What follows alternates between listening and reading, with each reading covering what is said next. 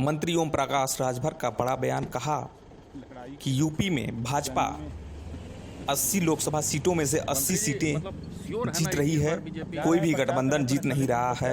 वहीं अखिलेश यादव को सूरज और निरहुआ को दीपक बताया।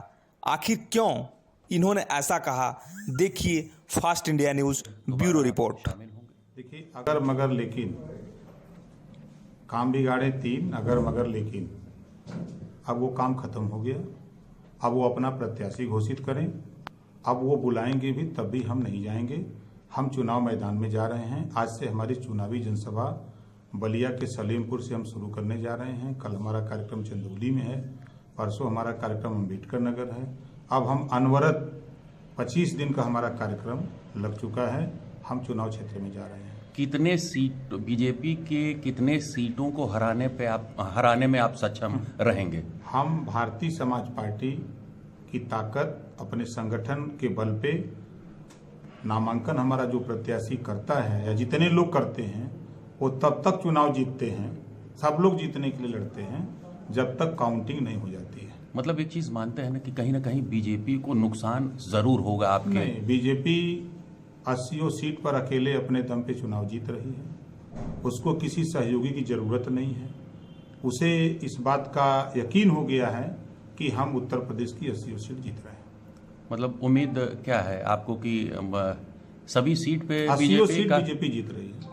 तो बाकी सब जो अलायंस है, कुछ जो ना, आपकी पार्टी है, कोई मतलब नहीं। हम लोग नहीं जीतेंगे, ना अलायंस जीतेगा, तो ये कांग्रेस जीतेगी, मतलब सब बीजेपी जीत रही है 80 सीट। मंत्री जी, ये आप क्या आवेश में नहीं, ये 80 सीट बीजेपी जीत रही है। हाँ, ये हम कह रहे हैं। तब ये बीजेपी को कांग्रेस क्यों लड़ रही है? तब गठबंधन क्यों लड़ रहा है? मंत्री जी, अगर यूपी से 80 सीट मंत्री जी अगर यूपी से 80 सीट बीजेपी जीतेगी तो फिर तो मोदी ही पीएम होंगे। तो आप भी चाहते हैं कि मोदी पीएम? अगर हम चाहते तो चुनाव मैदान में क्यों जाते? हम चाहते तो चुनाव मैदान में क्यों जाते? भारतीय जनता पार्टी अगर चाहती उत्तर प्रदेश इकाई कि मोदी जी फिर से प्रधानमंत्री बने तो ओम प्रकाश राजभर को वो लोग खोजते। लेकिन जब वो अकेले प्रधानमंत्री बनाने की हैसियत में है तो फिर ओम प्रकाश की क्या जरूरत है? मंत्री जी, बीएसपी सुप्रीमो मायावती ने कहा कि मुलायम सिंह यादव असली ओबीसी हैं, पिछड़ा है। ऐसे बयानबाजी को संज्ञान में लेकर के जो कानून के दायरे में जो बातें बनती हैं, ऐसे लोगों के ऊपर बयानबाजी पे अंकुश लगना चाहिए। नहीं, और बीजेपी को क्या ऐसे मतलब लोगों को उम्मीदवार बनाना चाहिए आपके हिसाब से? अब वो अटल जी की बीजेपी नहीं रह गई है। जो अटल जी की बीजेपी थी अब वो बीजेपी नहीं रह गई है। अब किसकी बीजेपी? अब बीजेपी जो लोग आरोप लगाते थे कि Congress one man one party है, अब वही एक पार्टी रह गई है। अब वो बीजेपी नहीं रह गई है।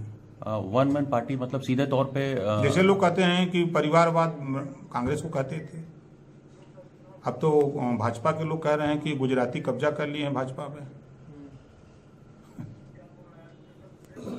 जी, तो मंत्री जी देखा जाए तो ये जो जैसे मोदी का ये कहना है कि 23 तारीख होते ही जो बसपा और सपा का अलायंस है वो टूट जाएगा।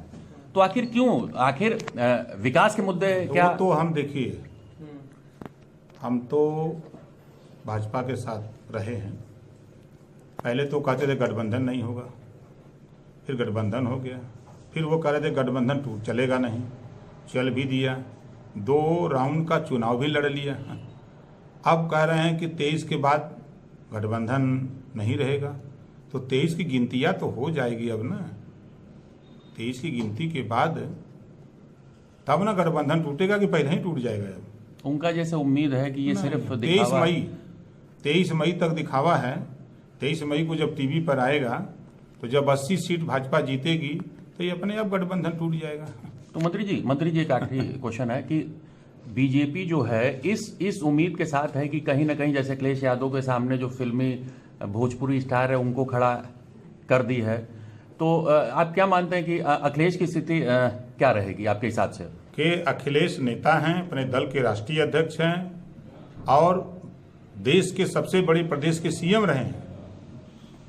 और अखिलेश जी के सामने वो स्थिति है कि सूरज के सामने दीपक दिखाना, रहुआ उनको नहीं हरा पाया। सूरज के सामने दीपक दिखाने का काम हो रहा है अखिलेश जी के सामने। अखिलेश जी सीएम हैं, राष्ट्रीय अध्यक्ष हैं, धरातल है भाई, रिक्शा चलाने से नहीं होगा। चलिए। अच्छा मंत्री जी, एक आखिरी क्वेश्चन मंत्री जी, एक मिनट मंत्री जी। शिवपाल यादव जी कह रहे हैं कि मायावती जी 23 तारीख के बाद बीजेपी से मिलने जाएगी। क्या दिक्कत है? शिवपाल को क्या दिक्कत है? तो मिल चुके हैं, शिवपाल जी तो मिल चुके हैं। जिनका सरकार बनते ही सुरक्षा हटाई गई और जब वो मिल लिए हैं बीजेपी से तो उनको सुरक्षा मिल गई, बंगला मिल गया और सीट भी मिलने की प्रबल संभावना थी। 15 ठो मांग रहे थे, वो सब कहे नहीं 15 नहीं, एक आध दो ले लो, तो वो तो पहले मिल चुके हैं। मंत्री जी आज करता हूँ इसे, मंत्री जी आजीवन अब आप बीजेपी के साथ नहीं जाएंगे, आजीवन की बात कर रहा हूँ। संभावनाएं रहती हैं तो अभी भी उम्मीद की जा सकती है कि कहीं ना कहीं इस चुनाव में नहीं। अच्छा अगले धोखा हुआ है लोकसभा चुनाव में रहकर।